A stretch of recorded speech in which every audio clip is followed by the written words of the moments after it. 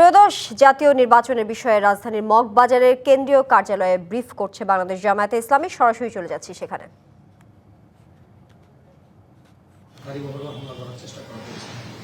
এই পরিস্থিতিতে নির্বাচন আর মাত্র কয়েক ঘন্টা আছে, আপনি সার্বিক আইন শৃঙ্খলা পরিস্থিতি নিয়ে কি ভাবছেন? আহ্বান তো জানালেন, কিন্তু আপনার অবস্থানটা কি, দলের অবস্থানটা? আসলে দেখেন, এই ধরনের বিক্ষিপ্ত বিচ্ছিন্ন ঘটনা অতীতেও ঘটেছে, এটা নতুন না। এগুলা মোকাবিলা করেই অতীতে জনগণ তাদের দায়িত্ব পালন করেছে। আর এবারকার প্রেক্ষাপটটা সম্পূর্ণ ভিন্ন। দেশের শতকরা 40% ভোটার জীবনে একটা ভোটও দিতে পারে নাই। তারা এই ভোটের মাঠ কেউ নষ্ট করবেন, এটা আমরা বিশ্বাস করি তারা বরদাস্ত করবে না। ভোটাররাই এর জবাব এবং প্রতিরোধ গড়ে তুলবে। তবে আমরা চাই যে শৃঙ্খলা বিধানের দায়িত্ব যে বাহিনীগুলোর আছে, তারা যেন তাদের দায়িত্বটা নিষ্ঠার সাথে পালন করে, তাহলে জনগণকে আর কিছু করা লাগবে না। কিন্তু কেউ যদি ব্যর্থ হয়, জনগণ বসে থাকবে না। জনগণ তার দায়িত্ব ঠিকই পালন করবে এবং সুষ্ঠু ভোট আদায় করে ছাড়বে ইনশাআল্লাহ। আমি সেটা হচ্ছে আমার নাম মাঝারি ইসলামের কাজ করি। আপনারা তো সুষ্ঠু নির্বাচনের কথা বলছেন, এটা আমাদের সবারই প্রত্যাশা। বাংলাদেশের নির্বাচনী কালচারে জিতলেই কেবল নির্বাচন সুষ্ঠু হয়। আপনারা যেহেতু এখানে সবাই আছেন, নির্বাচনে আপনারা শেষ পর্যন্ত থাকবেন এবং আপনারা হচ্ছেন বিজয় নিয়ে ফেলবেন।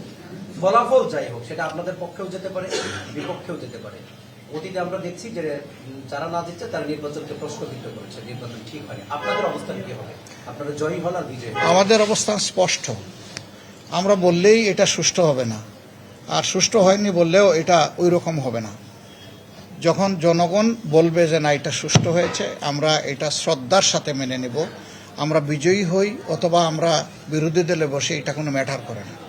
আমরা আমাদের জনগণের উপর খুবই আস্থা রাখি, গভীর আস্থাশীল, এবং আমরা বিশ্বাস করি জনগণ সঠিক রায়টি দিবে ইনশাআল্লাহ।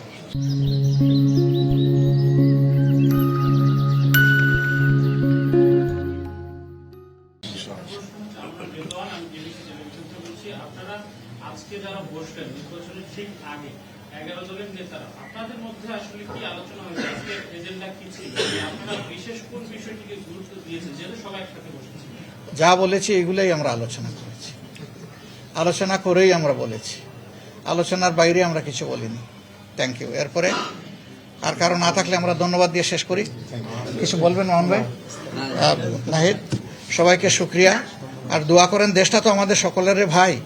আমরা হাতে হাত মিলিয়ে, কাঁধে কাঁধ মিলিয়ে একটা সুন্দর দেশ, আমাদের আগামী প্রজন্মের জন্য একটা নিরাপদ দেশ, আমাদের নারী সমাজের জন্য একটা নিরাপদ দেশ, শিশুর জন্য একটা তার স্বপ্ন বাস্তবায়নের দেশ, বৃদ্ধ যারা হয়ে গেছেন এই দেশকে দিতে দিতে তাদেরও আকাঙ্ক্ষার শান্তিতে যাতে দুনিয়া থেকে তারা বিদায় নিতে পারেন, সেই রকম একটা দেশ আমরা উপহার দেওয়ার জন্য আগামী 12 তারিখ ইনশাআল্লাহ এগিয়ে যাই।